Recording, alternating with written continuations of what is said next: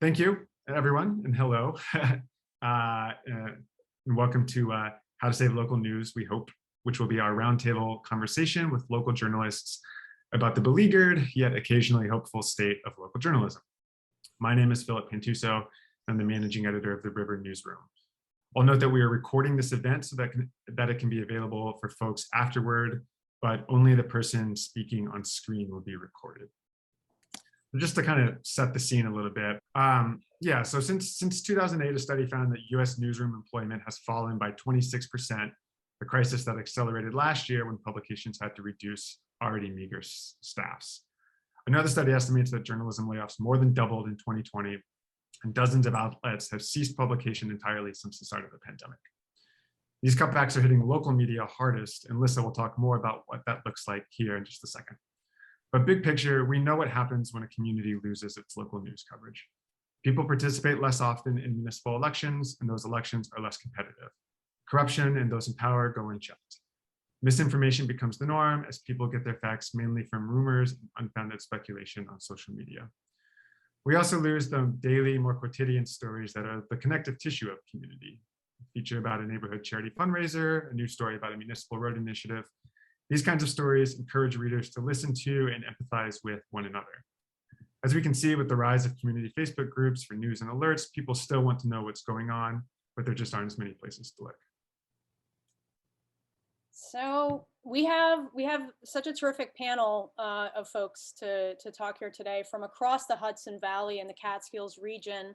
And I think this is a really interesting region to look at when you're talking about local media, because we have so much media being created here and so much media attention being focused on this area because of our proximity to New York City. But a lot of it isn't really local news.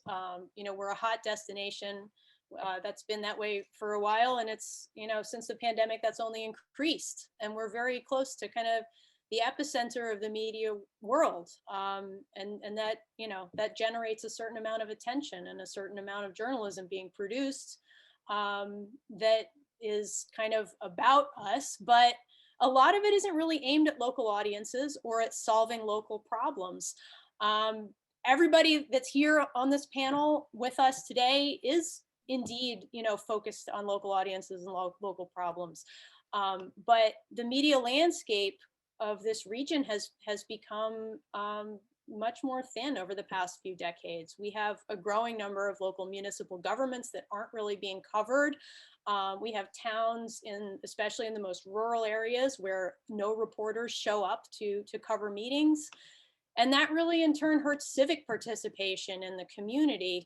My own, kind of piece of this problem that I tried to solve was in the most rural parts of our region, in the rural Catskills. From 2010 to 2017, my wife Julia Reichel and I ran the Watershed Post, which I think we have some of our former readers here with us. So hello, former readers. Which was it was a digital news outlet for the rural Catskills, and we were trying to do original community journalism and also gather and amplify the work of other local community news outlets. But we were also really explicitly trying to work on different revenue strategies to try to find a business model that would work for rural digital news, which is still pretty rare. Even in the news startup world, you don't see a lot of rural sites.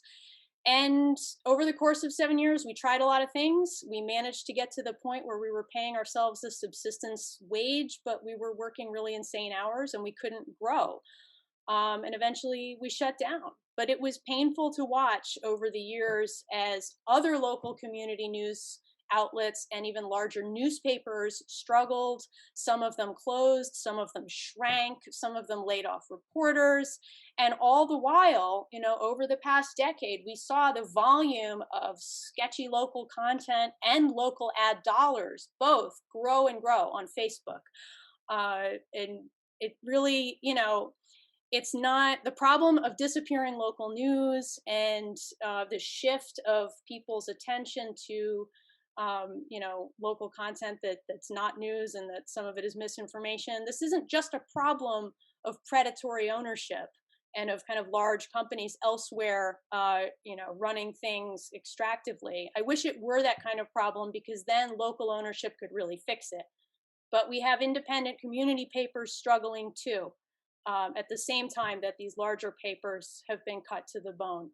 And being locally grounded, having a local audience that's loyal and that loves you is a huge help, but it doesn't insulate you from business model failures. And you still are going to have to struggle with these larger issues. So I don't have an answer. I tried real hard, and now I'm doing local news in a different way, and I love it. I love local news. There's a lot of energy in trying to revitalize local news right now, and there's a lot of energy also in nonprofit news in particular. Going nonprofit brings some different tools to the table. Maybe we'll talk a little bit about that tonight too. But I don't think it necessarily solves the problem. We have right here in the Zoom room examples of news outlets that are a little precarious because of heavy reliance on philanthropy, and I would put us, the River, in that category as well. So there's a lot of great people, like I said, working on this issue, a lot of smart people, and a lot of them are with us here tonight. So we're going to have a great conversation. I'm going to turn it over to Philip again for a little bit. Yeah, so little bit of housekeeping. Obviously, this is an excellent time to plug the River's membership program, which gets you perks like free access to events like this one, subscriber-only newsletters like Lissa's weekly Climate Lab Dispatch, discounts to other chronic and media publications, and more. Will help us break our reliance on external big philanthropy funding. Please also subscribe to and support the other publications with us today, or your local newspaper if they're outside your coverage zone. We're going to put links in the chat for all of this right now. So this is intended to be a free-flowing conversation. We're going to go for about an hour or hour and 10 minutes, and then we'll have time for questions at the end. Please put those questions in the chat. We'll be gathering them, and we'll pose them to our panelists kind of throughout, and then kind of wrap up at the end. We're aiming to finish by about 6:30. Having solved local journalism once and for all. So let's introduce our panelists. I'll let Lissa do that. Awesome. So yeah, if everybody wants to just kind of wave and say hello as I introduce you.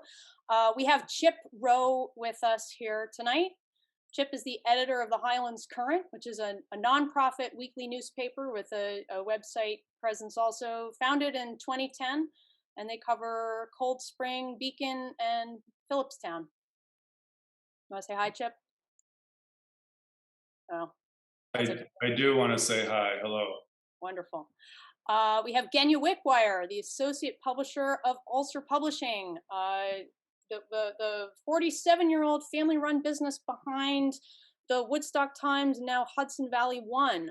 Last year, due to the COVID pandemic and its ravages, Hudson Valley One had to go online only for a little while, and then they consolidated their 4 print weeklies into the Hudson Valley One paper. But they are still going strong. And thanks for being with us, Genya. Thank you. Hi, everyone. We have Tim Bruno from the World of Radio, General Manager of Radio Catskill, public radio for the Catskills in Northeast Pennsylvania. Before joining Radio Catskill last year, Tim had extensive experience as a media professional with NBC News and Viacom. Radio Catskill is in the midst of a strategic planning process, and Tim is co-leading efforts to increase local programming with an emphasis on news and public affairs. Hi, Tim. Hi, guys. Thanks. We have Alex Schiffer with us tonight. Alex is a co-owner of Electric Valley Media, publisher of the award-winning weekly newspaper Shwangunk Journal. I hope I said that right. I'm over in the rural Catskills. There's a million ways to say it. There's so many ways to say Shwangunk. And more recently, the Kingston Wire, which, you know, the folks at Kingston Wire were formerly with the Kingston Times under the Ulster Publishing banner. So those are some familiar folks to the region too. And Alex is also the project architect and chief designer of the digital platform, locally grown, that these publications run on, called News Atomic. And there's a growing group of local media sites that also use that platform. So they're doing a really interesting experiment in digital publishing. Thanks for being with us, Alex. Thank you. And we had a last-minute substitution. Instead of Tom Zambito, who covers nuclear energy and had to cover an Indian Point decommissioning hearing today. So instead, we have Pete Kramer with us from the USA Today network. And Pete is here also on behalf of the Hudson Valley News Guild. And actually, Philip, do you want to say a few words about the Hudson Valley News Guild? Pete, I wonder if you would actually want to sort of talk a little bit about what the News Guild is here at the top, and sort of like elevator pitch about what you guys are organizing for. Sure. Hey everybody, how's everybody doing today? We made it. We made it to Wednesday. How great is that? Hudson Valley News Guild formed 2 months ago. We've been working all summer. Actually, we've been working since February to unionize the Gannett shops in Poughkeepsie, Middletown, and Westchester. It's a tough time to be in the business. It's not for the weak of heart, for sure, as you got everybody on this call recognizes. Philip, when you made your introduction, you talked about 2008 being a year when things started to really go south. I was in the newsroom in 2008 when we all had to reapply for our jobs, and we sat in the newsroom, and it was like a foxhole in reverse. I was the only one left, and every single reporter and editor around me was gone. And you could go around the newsroom and see the cratering of the newsroom, and just one of the most brutal days ever. So that's what we're up against. So as the Hudson Valley News Guild, we decided to kind of demand a seat at the table with Gannett, with the people in Virginia who make the decisions about what happens in Hudson Valley, and kind of go there and stand up for newsrooms that are as diverse as the readers they serve, dignity for journalists, because there's no journalism without journalists, a working wage, well-defined minimum levels of pay, kind of a bulwark against unjust terminations, basically giving us a voice in the process, which we've never had. There have been efforts. I've been with the paper for 33 years, so I'm a newcomer. But over the course of that time, there have been efforts to unionize. We're probably 20 years too late, but we're making this effort to get together. And it's actually been a great process because with the pandemic, newsrooms shut down.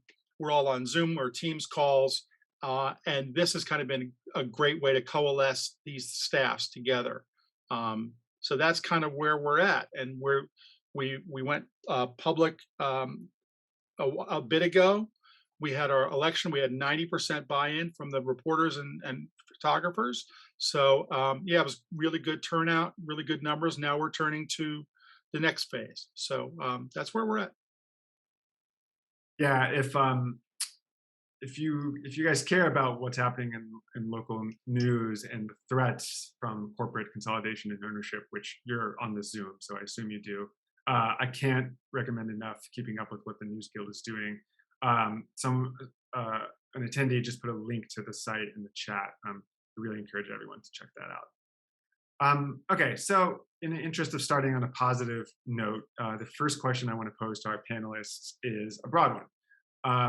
What's working for your news organization right now? So that can be revenue, audience building, et cetera.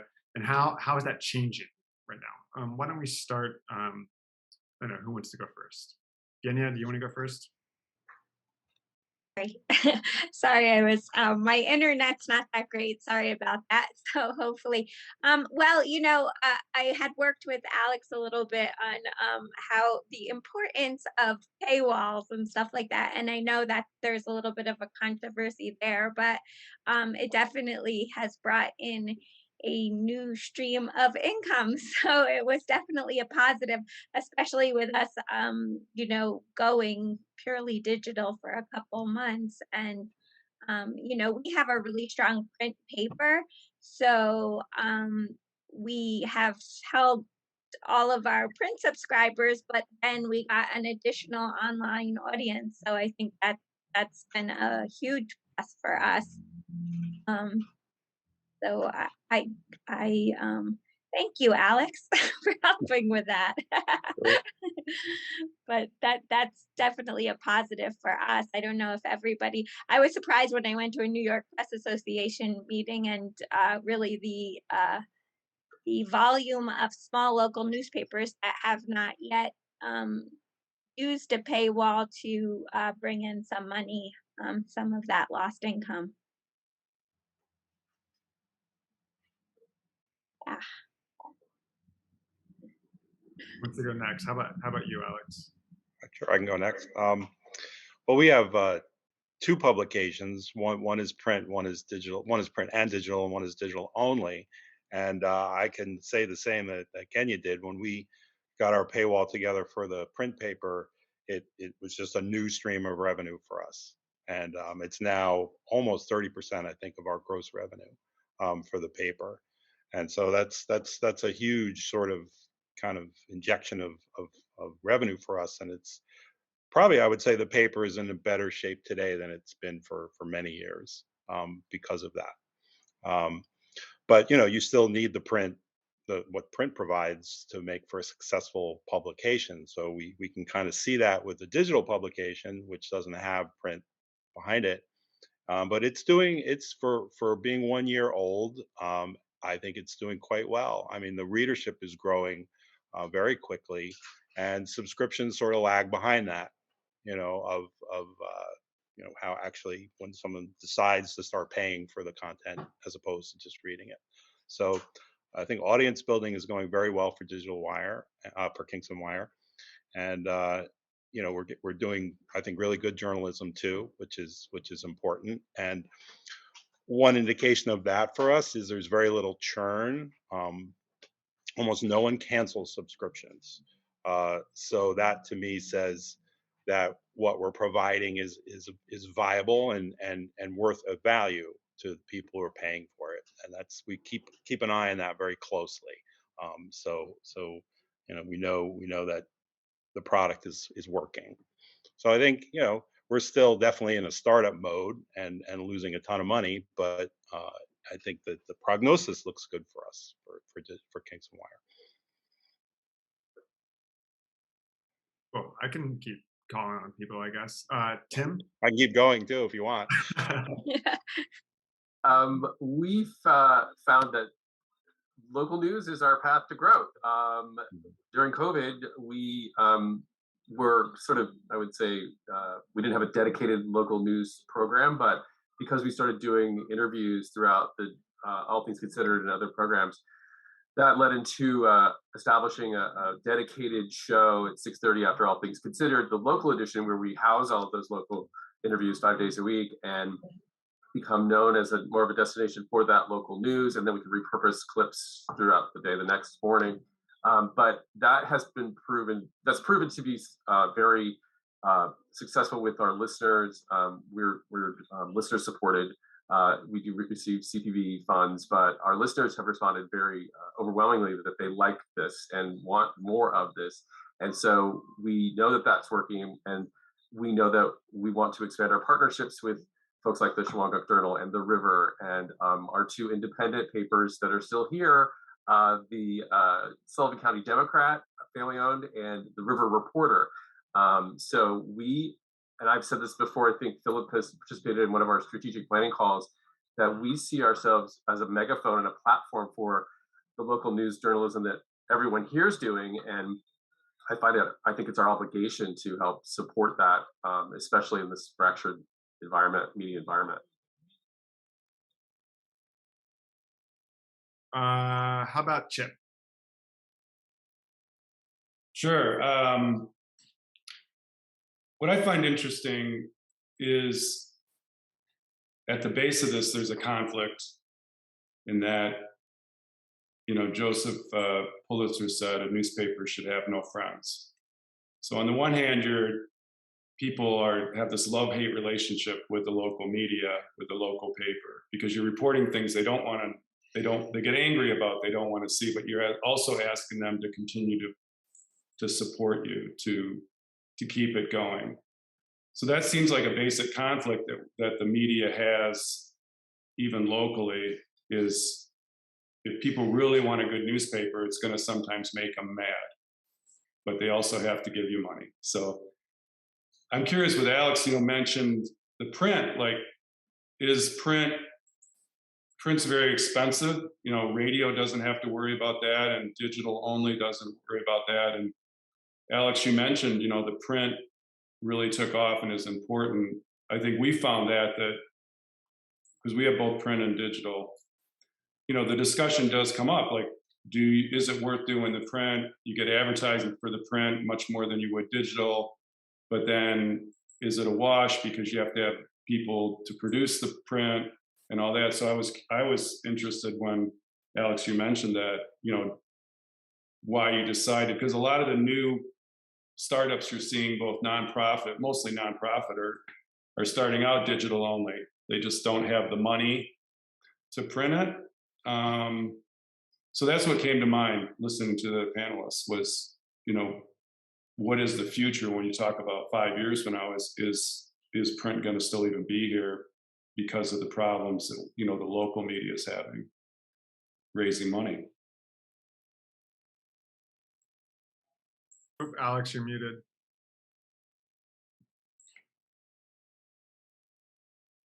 Got it now? Yeah. Hear me? Okay. My main concern is that our printer is going to stop printing, and that could just make things a lot more unmanageable for us. We can now, our printer's in Wappingers Falls, so we can go pick it up, but I think they're about the last one around locally. So when the print infrastructure kind of just gets less and less robust, it may be impossible to print. But for us, print is a very viable medium, and it still works for our publishing company. And we have more print subscriptions now than ever, and store sales are good too. And we're also a paper of record, so there's legal advertising, which is a revenue stream. So it's still a viable medium for us. But we were doing print for 15 years, so it's sort of, that's what we did, and digital came after. But I would hope it's around in 5 years, because I think it's a great medium, and it's a great product. I can tell you from going to printing from 5 separate newspapers to one, that one newspaper is definitely viable and 5 is not. So it really depends on, we went, family business. We've put everything into this for 47 years. So we are a profit, non-for-profit, because we don't profit from it. So literally everything goes into this. So, we went from debt to not debt, and it's simply because our printing bill changed. So I think we shouldn't give up on print, because we found hundreds. When we shut down our print for 2 months, the number of calls I had to talk to people for hours a day. Like, you think I wasn't working as hard? I was talking to people who were crying about not having their print paper during the pandemic. And, it was that we needed to bring something back. And that's why we brought one paper back. And it's been, not everyone's happy about it, obviously. Some people are very unhappy about it, but it's given us a different way to look at news. But it definitely showed that print was a very, very important component of it. So I don't think it's ready to completely disappear yet. Well, I think if I could, that it's the thing that newspapers have that nobody else has. Everybody's got Facebook. Everybody's got Twitter. Everybody can have an opinion when, and the muscles behind it, right? Those anonymous Facebook muscles, they're all really tough. But they don't vet, they don't do the due diligence that everybody does on this panel. They don't do the legwork. They don't check sources 3 and 4 times. They don't make the calls. They just sit there and opine. And it's a huge thing to be able to have that. I'm old time print guy. There's ink in these veins, and it's hard to break from that. But what I think we learned to do, and it's something we've done for years at Gannett, is the idea of digital publish digital first, and then clean it up for print, and print becomes kind of an exclusive a thing where it's all your best work goes there. So we put a lot more stuff online than we do in the print paper. Still, it's great to see something in print. I mean, I think that, Jenny, that's exactly what you were just saying. It's people rely on that tactile, that connection. And I tell you, you're never going to sell me on the idea that print doesn't have value. That it's just Go around to local businesses and you see what's behind every register, the story that was written about them in the newspaper. Absolutely. Not absolutely. A Facebook printout. No, for 20 years I covered every high school musical in Westchester, Rockland, and Putnam County. 62 musicals a year. I would go and interview Dorothy's, and I would go interview Riffs, and I would go and interview every, and I absolutely loved it.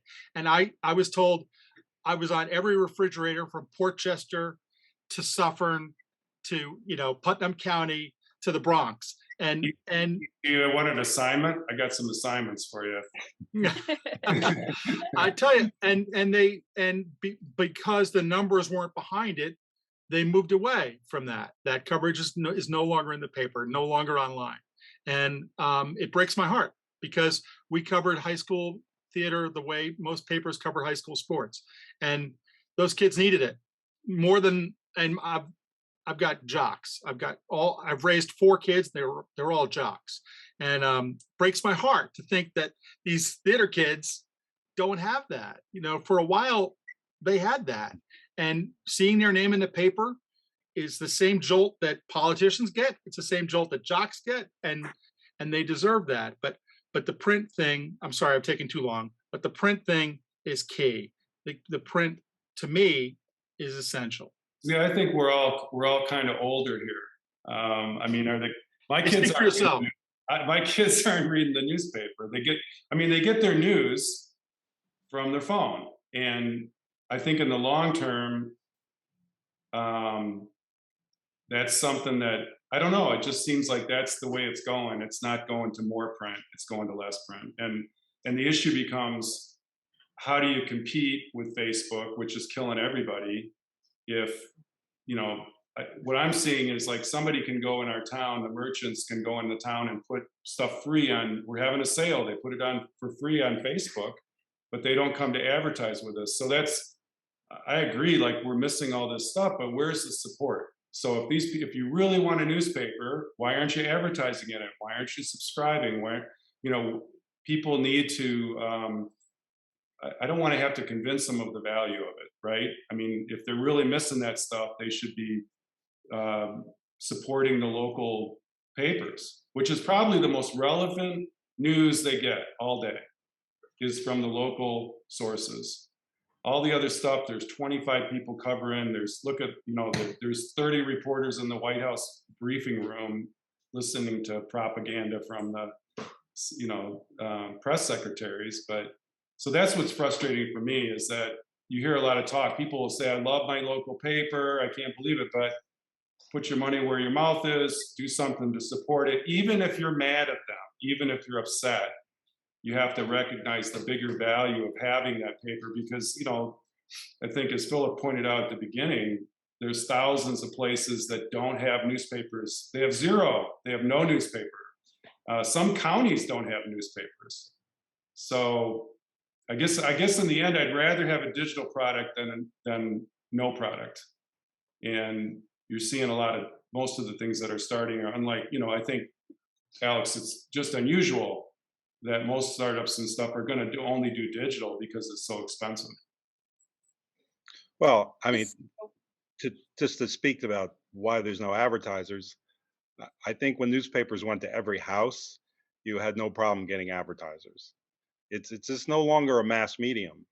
I mean, it's a sort of a niche medium, and it doesn't make it a bad medium, but it's just different.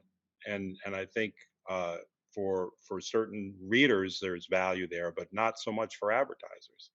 And that's just the reality of of being in only 5 or 10% of the readers, or the homes in a particular community.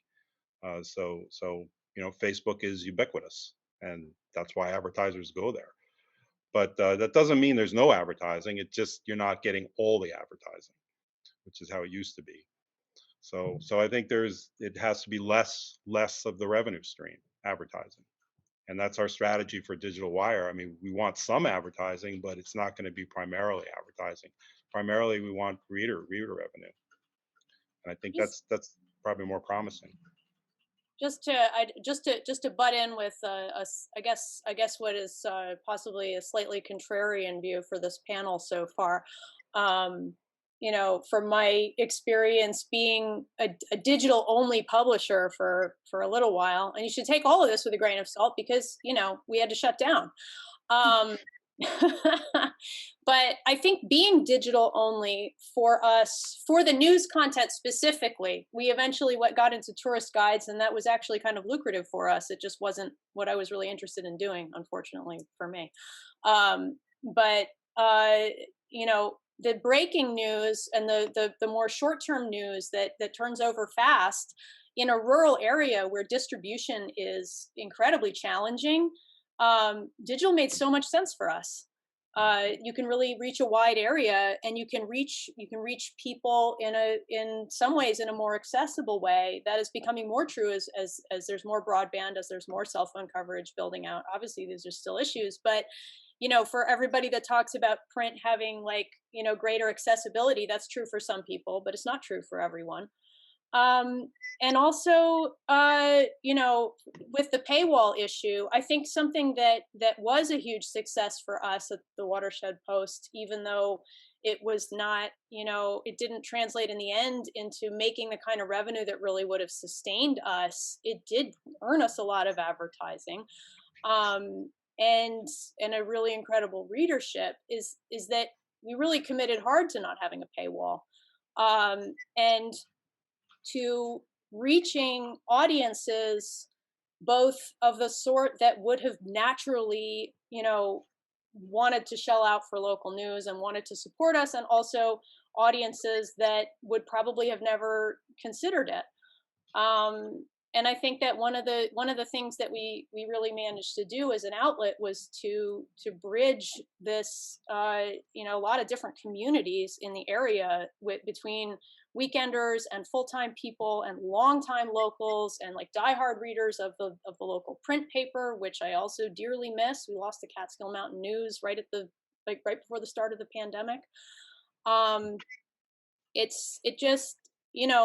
Not having a paywall made us part of the community conversation in such a vibrant way. And I think really kind of propelled us to the forefront of people's minds in a way that we would not have been able to do if we had started out from a position of no, you cannot see our content unless you give us money. Like I said, it's not an answer. We weren't able to make that work forever. And I just think there's a real tension there. I think that when you put up a paywall, you're going to limit not just the number of readers, but the type of readers, the demographics of the readers. I think you're going to reach different communities. And I think that's something that we need to engage with as an industry. I know we do certain stuff for free, and I think almost all newspapers across the board did COVID information for free during the entire pandemic. We don't paywall, I think, never, political information. There's a lot of, police beat stuff that people want to know about, and we don't paywall that. So we're very careful about what we paywall and what we don't in order to combat some of that. But ultimately, I'm not totally in disagreement with you, but I do think you need the revenue of the subscribers, because I always say that the death of newspapers is not readership, but it's salespeople. I think getting salespeople is impossible. Kids anyone under the age of 40 doesn't seem to even apply for those jobs. And so I really think that that's the death of the newspaper. So I don't know if anyone else agrees with that, No, but that's a good point. You know, there's a there's has anybody looked at Substack at all? no. It's like a newsletter. There's the Examiner, which is in Northern Westchester, has just started a Substack where it's basically it's a newsletter with in-depth stories, and then if you read print, you get less. You get shorter stories. Doesn't take you as deep into it, and they're charging like $6 a month, maybe $50 for a year. I think they were underwritten by Facebook or somebody. It was like one of these contest kind of things where you apply or something like that. But that's an interesting model because you do get that constant revenue stream. You do get the subscriber revenue stream, and everybody's after subscribers, right? Because Netflix proved that it works. If you get a subscriber, and it's very tempting not to. Who wants to cancel their Netflix? First of all, they make it difficult. But that the idea of that constant revenue stream of a subscriber is pretty tantalizing. You don't have to hustle as hard to go get advertisers. So I mean that's the revenue stream everybody's after. But Substack, what that is, what they're able to do is they're able to take their weekly, make a newsletter out of it with in-depth stories that are online, because there's no page limit on an online story, and then they put a portion of that in their print product. Substack's interesting. I'm adjuncting at the journalism department in SUNY New Paltz this semester, and I was talking with some of my students about Substack, and several of them are already super interested in that route as 21-year-old J school students. There's one guy who's already writing about U.S. foreign policy as a Substack, and to me, I feel like the problem with it, and I realized this. I had this thought once. I was like, I subscribe to several Substacks. What if I could just bundle them all together and pay one rate for all of them? Oh, here you go. It's basically a newspaper, and I think Substack has something inherent to it that I think is intrinsic maybe to a lot of, or to social media anyway, which is that it sort of incentivizes and maybe amplifies a certain type of voice. Like you're mostly talking to your own audience there that has like, an audience captive by the same interests as you, right? Unless you're one of the very, very few people like Glenn Greenwald and the Matt Taibbi's of the world who got a lot of money and resources from Substack, you're just a one-person shop, and I've talked to people who have faced burnout for that. So it seems tough. Like I think it works for very opinionated, sort of more polemical type of writing. As a replacement for all the breadth of coverage that like a local publication is supposed to do, it's I don't know. I'm not as optimistic about it. I'm also not as optimistic that it's as sustainable financially as it has been, or as it seems to be right now. They're just throwing a lot of money around. So we all have enough to do. It's like there's all these new mediums coming up now. It's impossible to keep up with the many different ways to kind of reach people. Yeah, I do. Yeah, I think there's an interesting comment to be made though about like you do see a lot of even legacy media publications investing a lot in newsletters, and I think that there's something, and I'd be curious to hear everyone's thoughts about this. There's something maybe that people still like about the like directness of a newsletter. Maybe you get a little more voicey there. You've seen a lot of growth in that, like Substack obviously, but again, the New York Times is putting a ton of money into newsletters, and I wonder if that has something to say about people's declining trust in media as an institution compared to like specific journalists or specific writers. Well, our newsletter, email, however you want to call it, is a big driver for traffic for us too. And I think it's sort of like a little mini newspaper in a way. We pick half a dozen, 8 stories in there, and send it once a day, hopefully at the same time, but usually not. Uh, once, yeah, I guess we have 4 of them a week, and every mailing generates new readers, new subscriptions, and it's sort of a way of just getting back into people's minds, I think. It shows up in their inbox, and it's like, oh yeah, okay, I remember, and they click on it, and sometimes it'll take 6 months for them to eventually subscribe, but they don't cancel the email newsletter. It keeps coming, and so it's another sort of traffic driver for us. And there's no charge to get the email. It's really just a funnel for subscriptions. But I think people just consume that a lot of times. They just read the newsletter and that's it. Read the headlines, look at the pictures, you're informed. So I think people use it different ways, but it's definitely effective for us. Sort of a benefit. I mean, we use it as a benefit as a nonprofit. We don't have a paywall. It's free. The paper's free. The website's free. So we've used the NPR model of trying to get members who then get the newsletter. And I know I subscribe to the Journal News, online, and I get newsletters as a member.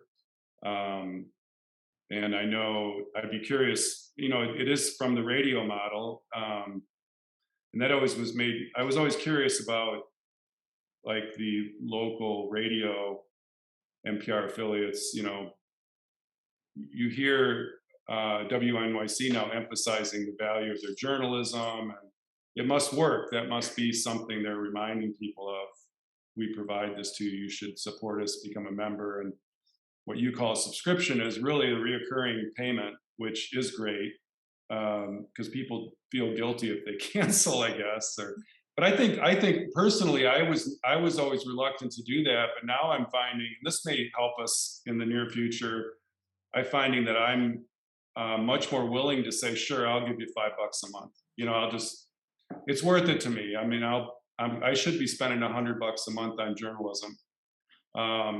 And so some of it, I think, is a mindset that that we're slowly getting over, that if you value this, you should give $5, and that you're not going to miss it. I mean, just skip one Starbucks and you'll be okay. And so I think slowly, just from my own experience, that we may see more. And we've seen a big growth in people just saying, sure, we'll give you $5 or $10 a month. And instead of the $100 we have to ask them for every year. I'm somewhat chagrined to say that I only just subscribed to the Kingston Wire this week. I've been meaning to do that forever. Oh, better late than never. And I need to renew my Hudson Valley one also. I feel like I'm forever like restarting subscriptions and then dialing back on ones that I can't quite justify in my budget anymore. But yeah, just the spending on a local paper, there is that extra factor of, well, if I stop subscribing, they will definitely notice. They'll notice my name. They'll know exactly who I am, and then I'm gone. And that's ooh. Yeah, they'll show up at the door. They'll show up at the door because they know where you live too. Yeah, absolutely. And I will say I do recognize names, in the Rivers, people who send us, even if they send us just $1 a month, I'm like, I know who that person is. It's so great. Yeah, there's a dark side to that too, I guess. But yeah, there's a very personal relationship that you have as a supporting member of a publication that's really local to you. And I suspect that has less to do with I need access to the paywall than it does with just I have a relationship with this news outlet. I am one of their crew that is helping them to get out into the world, and that's Does anyone else I changed her diapers. I have to support them. So yes, there's a lot of that. Oh yeah, no, and I as somebody whose family has been here a long time, Watershed Post had subscribers who knew me when, mainly they knew my grandmother. So right. Yeah, I feel that one too. Well, there's no way to unsubscribe from Kingston Wire. So that's it. You're in forever. You're hooked. I think that's illegal, Alex. Well, it's the internet. There's no laws. No, right. There's no rules. It's a Wild West. We actually took the New York Times model for unsubscribing. You can't unsubscribe digitally. You have to call. And Oh, wow. they Wow. and so we did the same thing, because it'd be so easy to just unsubscribe for 5 minutes and then resubscribe again. But then they're So angry when they call. They're angry already because they're unsubscribed. not really. We don't let them unsubscribe. We guilt them But into if, staying subscribed. so I can't call. I've been trying to get off your newsletter for like 4 years, so I can't. You can call. We'll talk to you all day long, but we just won't let you do it. So Alex, So- give us your sad voice. You don't really want to. Well, let's hear that. I want to hear what that Exactly. sounds No, I like. don't do it. Amberly does it all. Alex, hi, it's Chip. I'd like to unsubscribe because your newsletter is annoying me. You send it 4 times a day.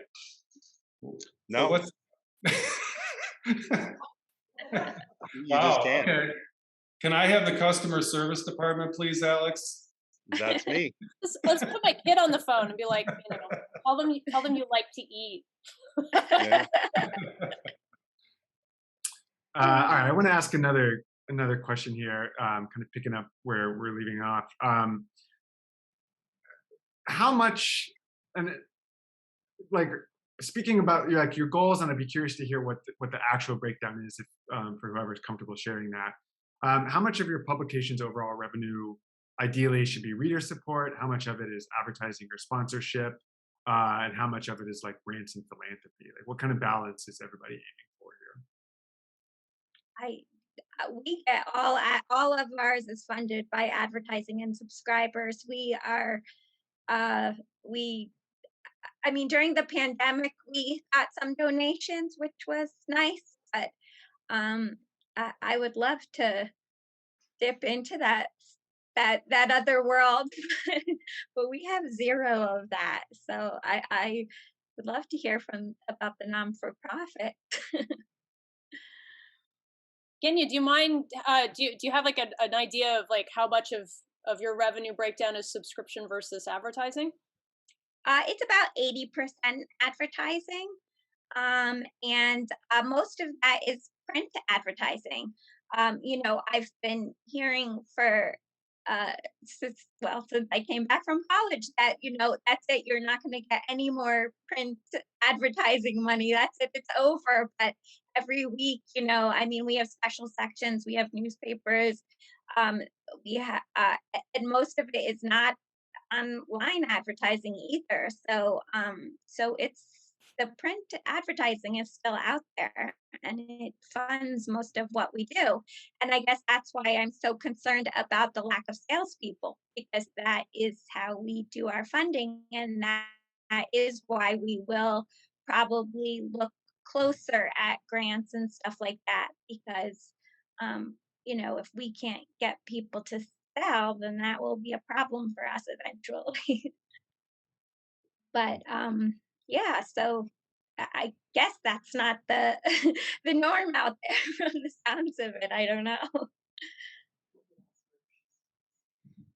Yeah, Chip, I would be interested to hear, because you guys have a little bit of a different model, which I think has been, the nonprofit model. I feel like more newsrooms are adopting, especially local and regional newsrooms, just nationally over the last 5 or 10 years. So I'd be curious to hear from you on this. Well, I'm a fan of the nonprofit model only because I think newspapers should be viewed as utilities. We're like, we should be viewed as you pay your electric bill, you pay, it's that essential to kind of democracy that should be the mindset. And we have, I would say 25% is advertising.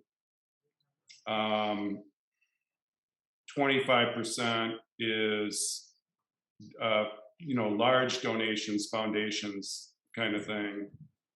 25% is members, and then I don't know where the other 25%.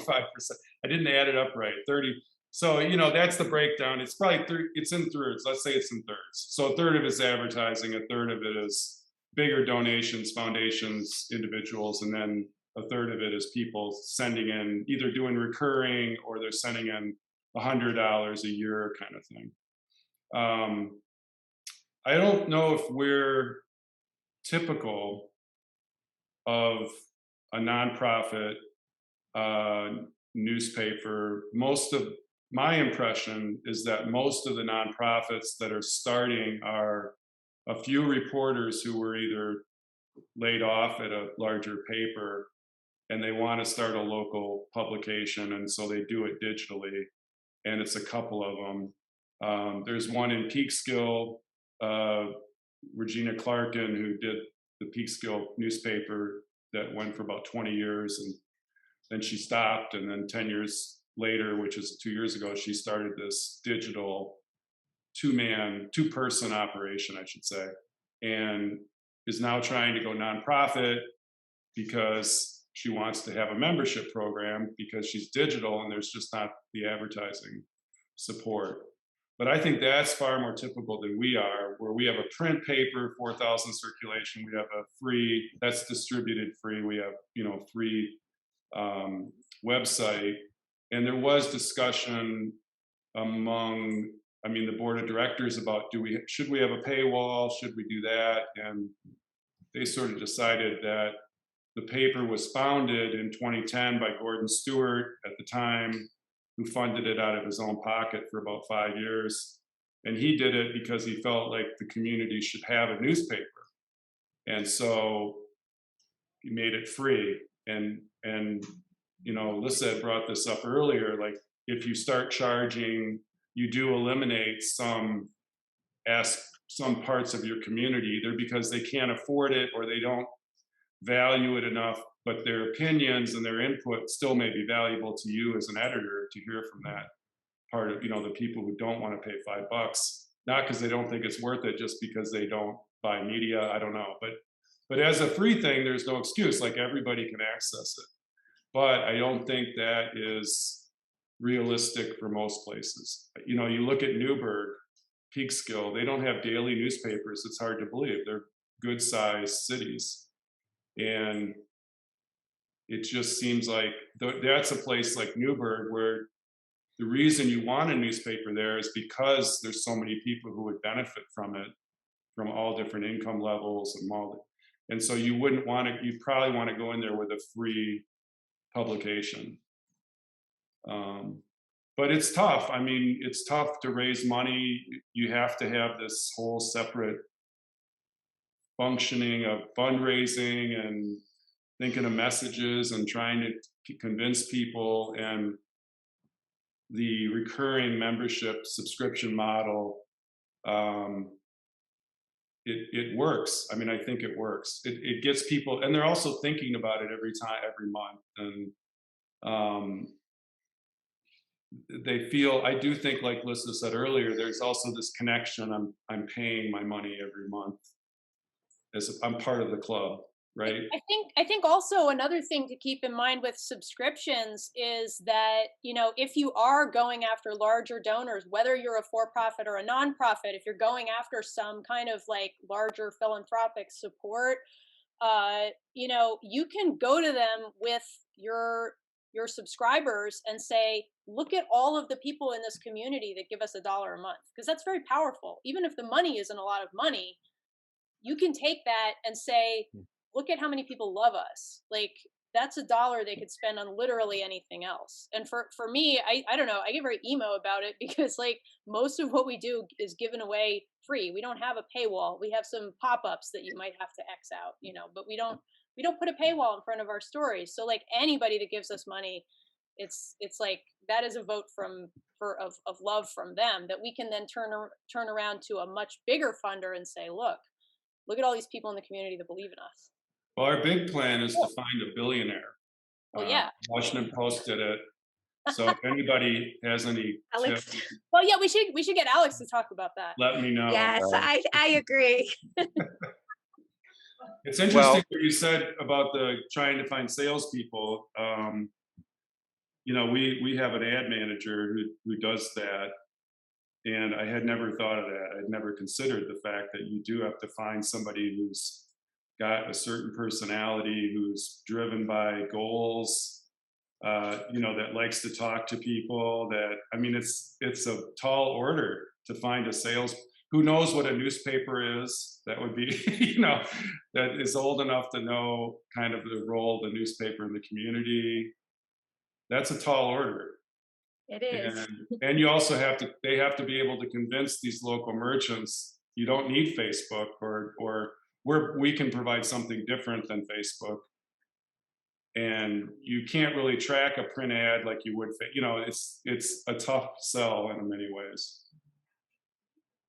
Yeah, There are it is. some, I was just going to say, there are some downsides to philanthropic and billionaire backing too, which I would be curious to hear Alex talk about, and then I can share a little bit about the Rivers funding. And somebody in the chat had also asked about the Civil platform, which was what the River was actually launched on, which I can speak to in a bit too. But Alex? Well, I mean, we're a for-profit business too. We're not a non-for-profit. So that does cut a lot of opportunities for nonprofit support, because a lot of foundations will only support other nonprofits. But being a business will take money from anywhere.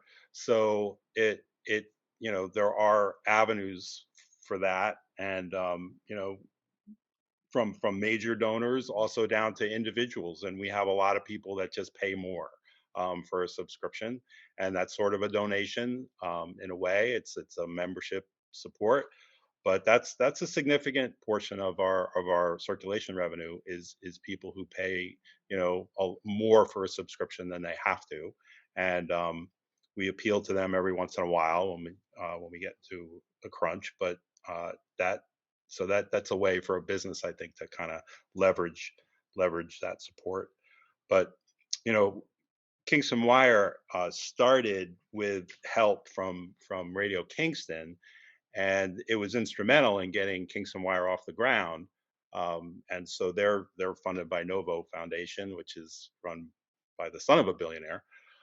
So we would not have started without it.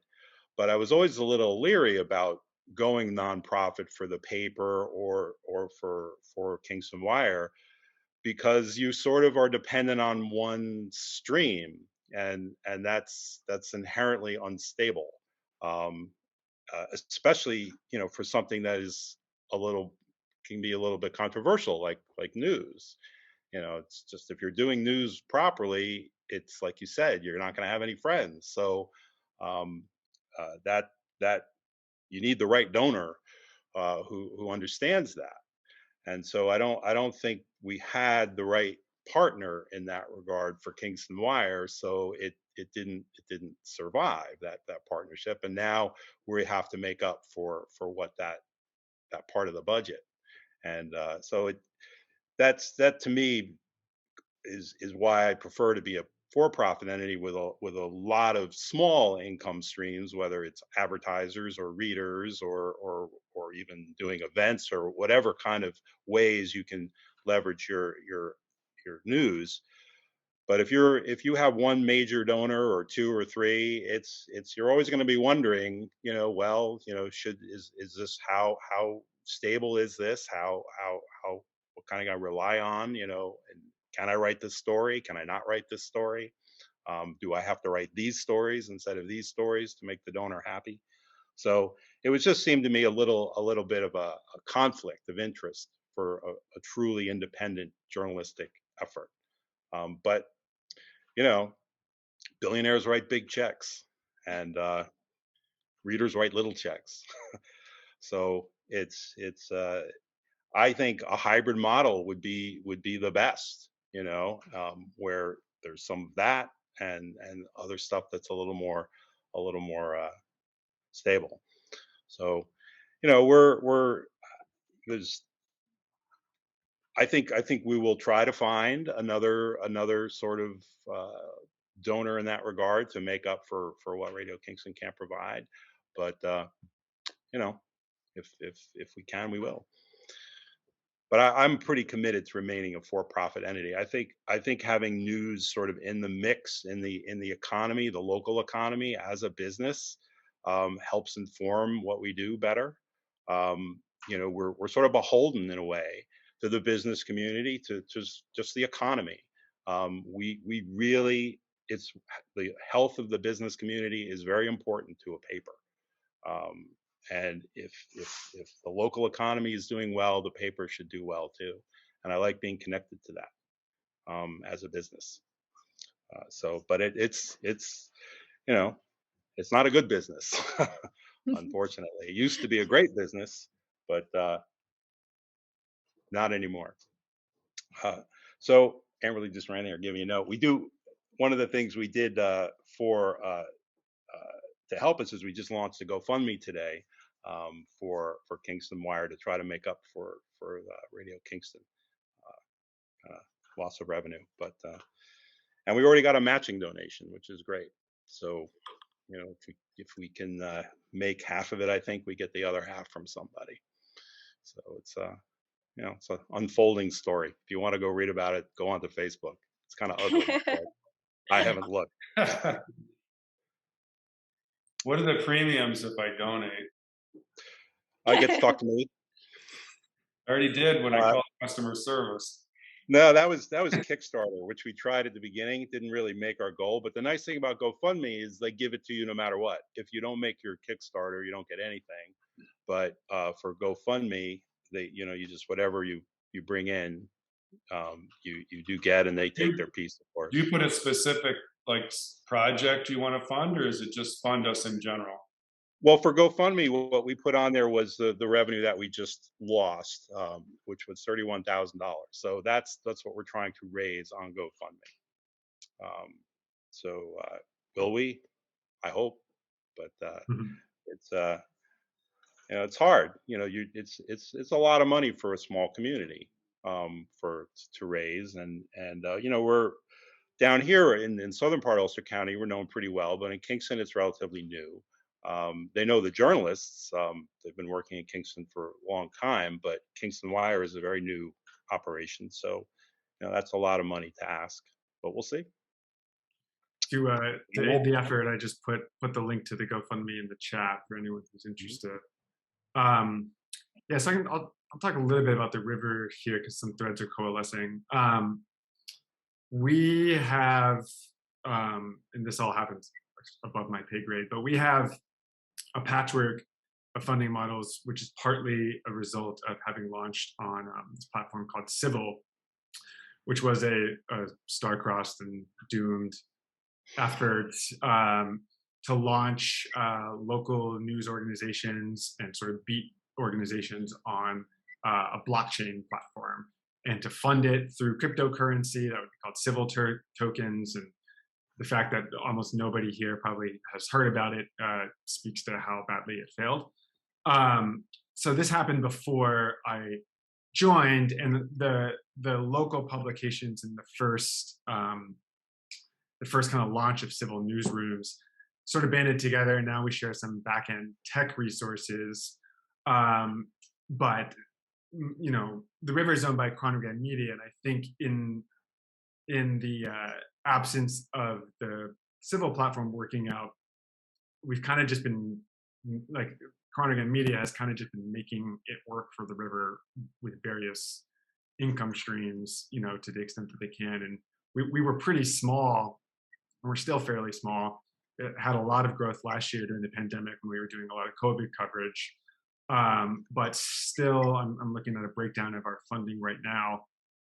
More than half of it comes from philanthropic donations, and the biggest chunk of that has come from Novo, a one-time grant that they gave us, I think, last year, which I don't like. I would like that to be a much smaller percentage of our overall funding source. And I think maybe we're a little bit insulated from some of the same pressures that you're facing at the Kingston Wire by the fact that we're a regional publication. So our remit is to cover the whole region. So we're not right in Peter Buffett's backyard, even though we are based here in Kingston. And the grant was a no strings attached type of thing. Like we didn't have to enter into any kind of contractual arrangement to appear on Radio Kingston, for example.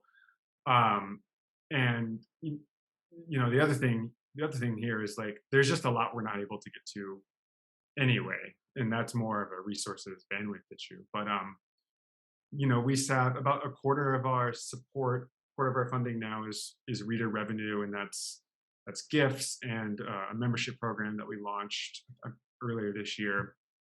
Like Lissa said, you don't have to be a member to actually read our content or read the paper, but you do get a couple of extra perks.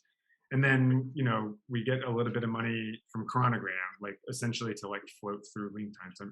The river probably almost certainly would have folded had it not been owned by this much more established and more lucrative media organization in the region.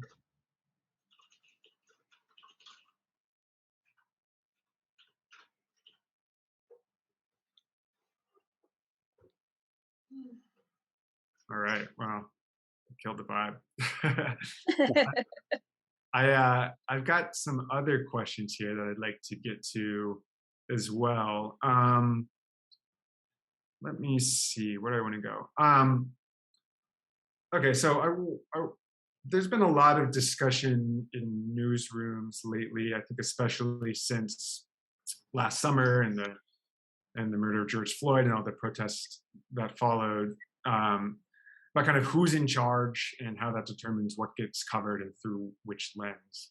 Obviously, the sources of that are much bigger than local journalism, but I do think it's a healthy conversation to have, and I think that this bears on like audience trust, basically. So I'd be curious to hear from the publishers here your thoughts about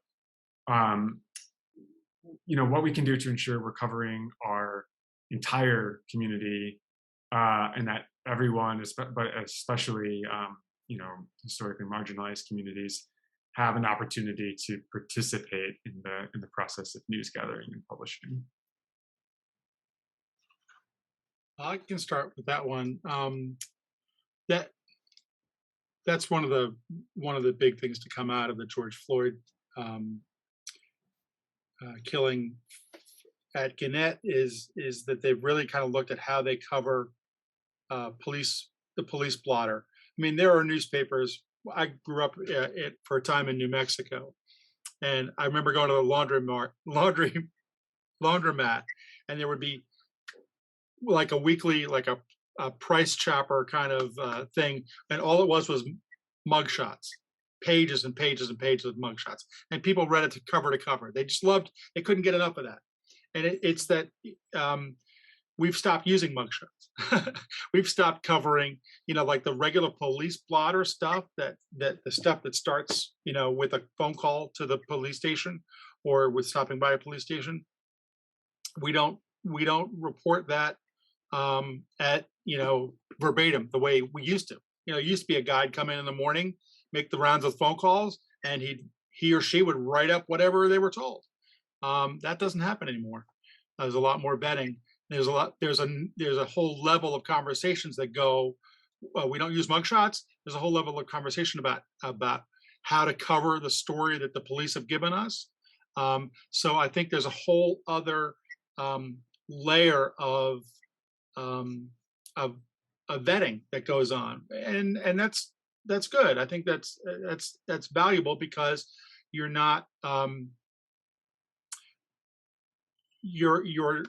you're not covering, you're not just taking it verbatim, which is huge, and you're giving them the benefit of the doubt, and you're covering it as you would a news story. You're checking all your sources like you normally would, but it's a different aspect. It's a learning curve. It's not easy because the people who've been there forever are like, well, why don't we get this in the paper?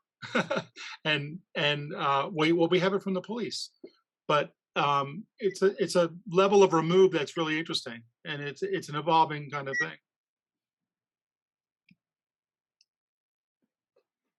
Just to maybe have a circle back to another question, if I might get people going on another topic here.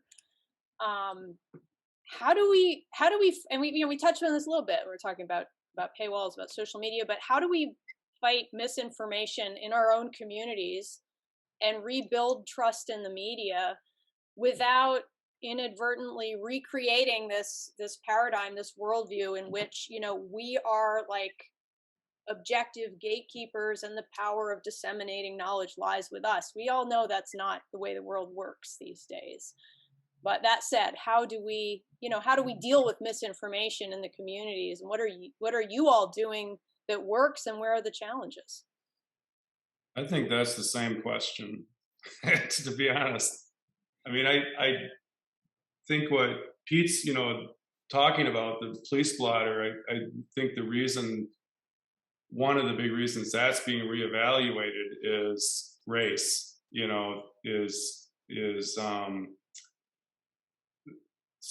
so that kind of ties together with how are you presenting accurate information about communities that you don't belong to.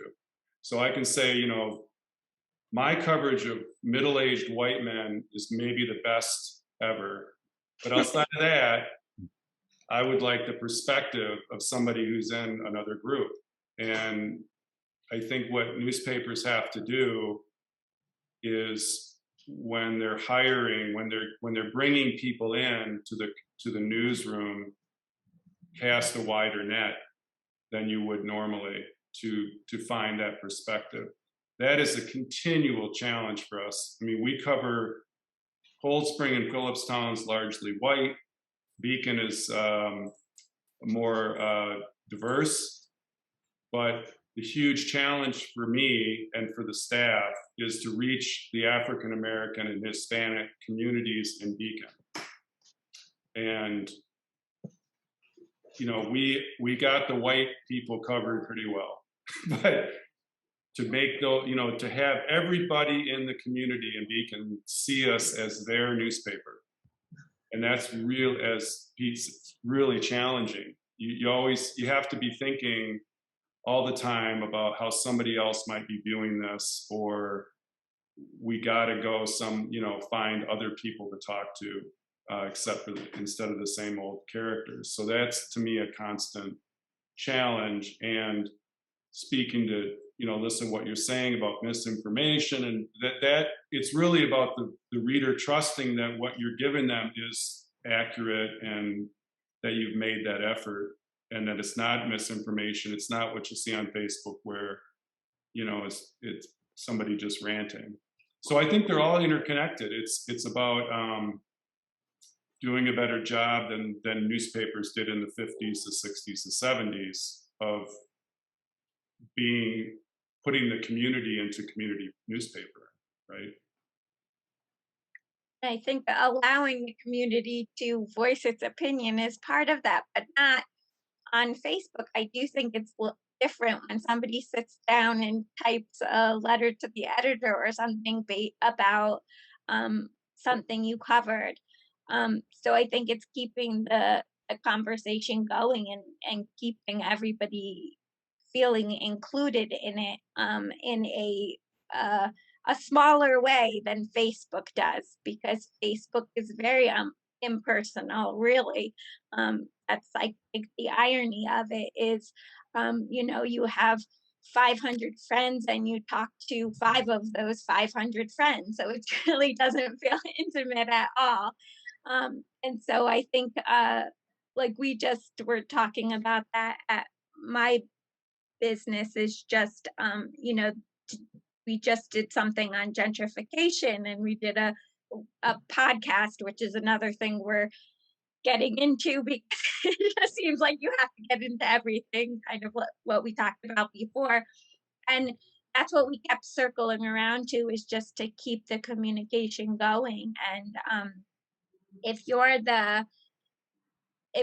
and we got so much feedback on that from groups that are interested in stopping gentrification, in people from the city who have moved up here feeling excluded.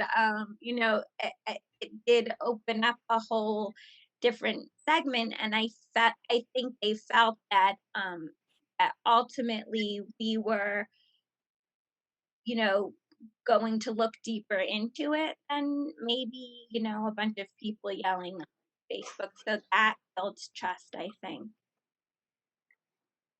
It's I think we cultivate a lot of trust by doing a lot of events, so people actually get to know us as people, as individuals, so they kind of know who's doing the journalism. It's not just appearing, on a phone. They know the byline. So that, I think, is key to being credible and being trusted. Is that just we get out there, we do farmers markets and street fairs and just so there's a face behind these stories, and it's not as easy to dismiss when you know who's writing it. And that works, if you're going to a lot of events in a lot of different places in the city and dealing with lots of different people, you just get known. And I think that's the real source of all credibility is and respect the source. And so to engage the population on a personal level is very important for us. I just say from our perspective too, I've been, what Alex is saying, going out into the community this summer. We have a lot of volunteer support, but I made sure that I was out there too, so I could hear what people were saying and tell me what you like and what you don't like.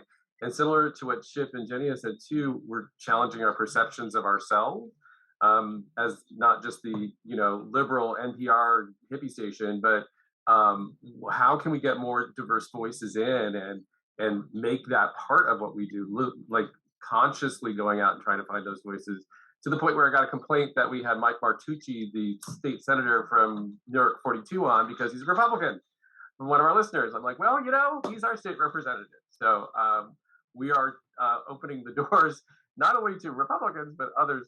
But seriously, trying to find those voices which may not have the opportunity, and also handing over airtime to folks too. We did a Hispanic Heritage panel last month, handed over an hour of airtime to a group to discuss issues relevant to the community and specific to Sullivan County, but also in the region too. So again, trying to challenge those perceptions has been part of what we're trying to do to combat some of the misinformation, I suppose. On the vet show. All right, let's talk that. It's funny because Tim, I listened to NPR and actually just started sending money monthly because I realized how much I listened to it. And there was something on the other day that somebody was talking and I disagreed with them, and my immediate reaction was, why do they have him on there? How can they put somebody on that I don't agree with? I don't understand. And I had to catch myself and say, no, that's actually what they're supposed to be doing, and you're just like everybody else. And so it's hard. It is important to keep. It's hard to give people time if you personally disagree or whatever, but you do have to do that. That's a crucial part of it, I think, is to put ideas out there that may tick people off, but that's what you do. I was wondering, maybe we could talk for a second about, and I think it was raised in the chat a little bit too, about diversity. And I'm talking about like staff diversity. It's one of the things that at the Hudson Valley News Guild that we're really pushing for, is that they are hiring, they're with the layoffs, getting rid of the old, people like me. They can then fill it with younger people. And I will tell you that the drive for the union bubbled up from our youngest staffers, kids who are just kids. I'm sorry, I can call them kids. It's all relative, right? But people who are just brand new to the business, who are gung-ho, for whom a union makes the most sense, and why not stick up for yourselves? And that's really awesome. And one of the things that they pushed and we totally bought into was the idea that we should look a lot more like our communities. And we've pushed on that. And that's one of our tenets. It's on our mission statement, which is on the front page of our website, which is great. It's great to be out there and doing that.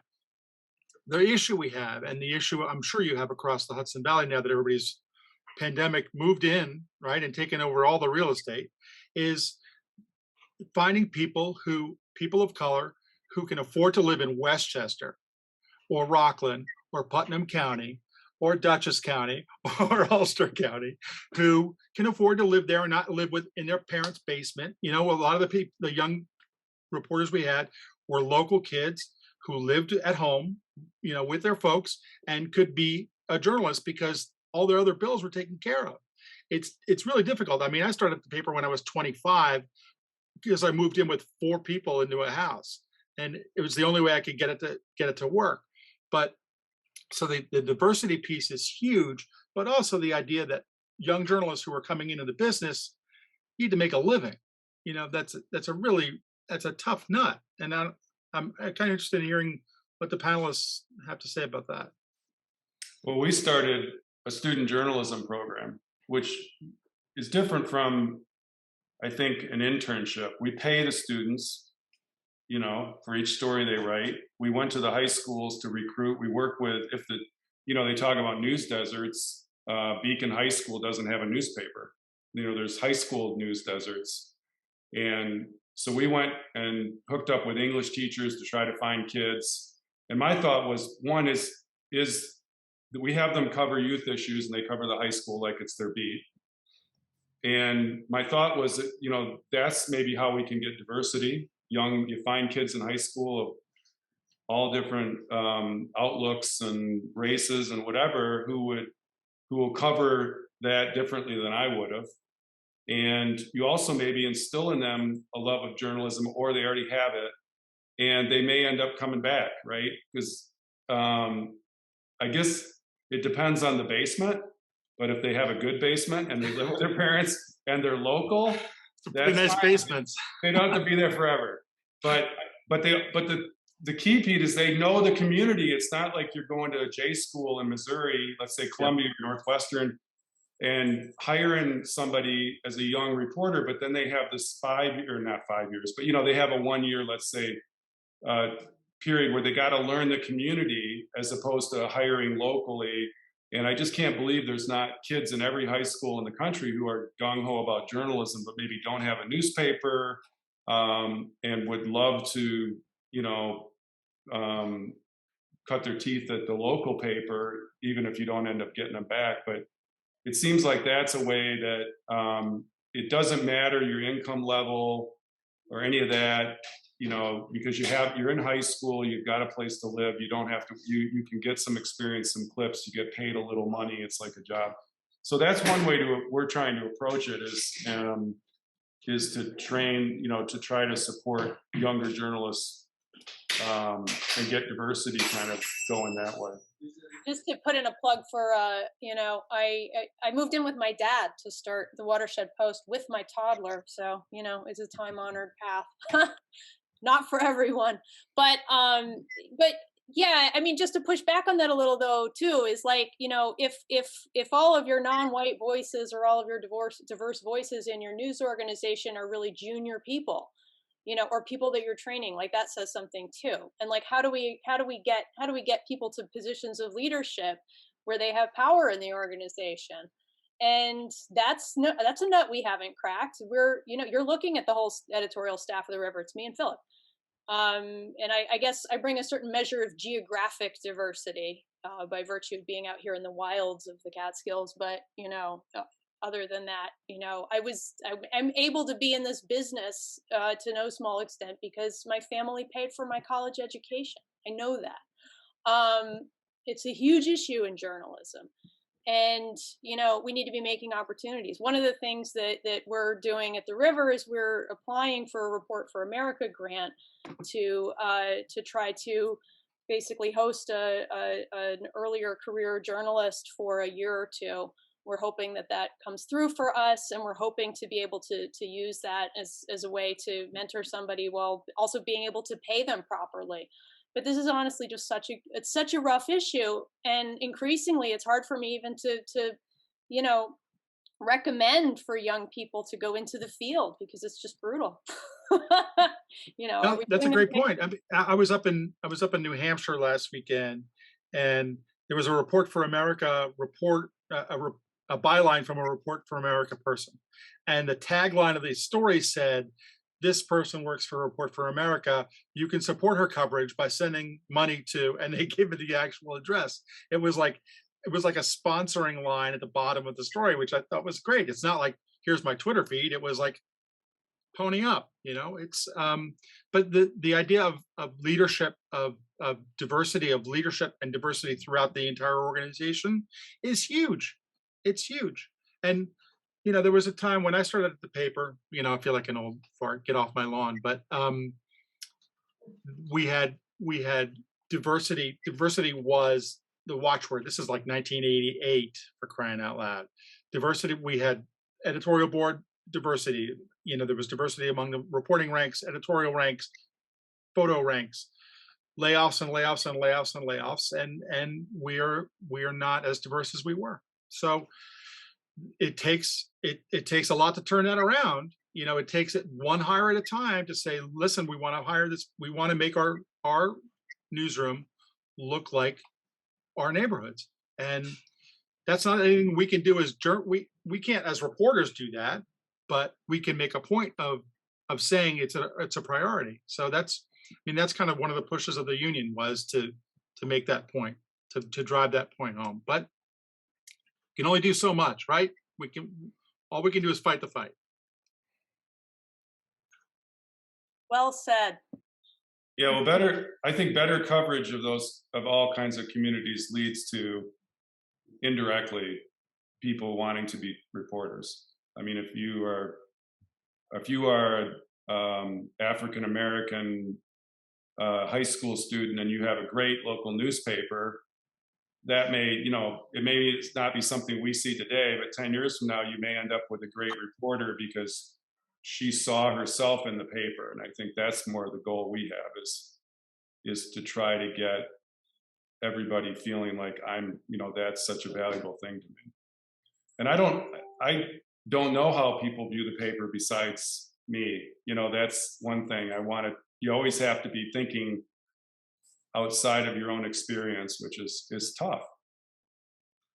I know we have to wrap up soon, but just from our perspective, there's only two of us on staff, two white guys. So we're consciously looking at what we program, and I'm putting in chat our Fall Favorites Fund Drive, not only as a shameless plug for our Fall Favorites Fund Drive, but it's a crowdfunding. And if you click on it, you can see the diversity of faces. So it was important for us to see the different so people could see the different faces behind the voices.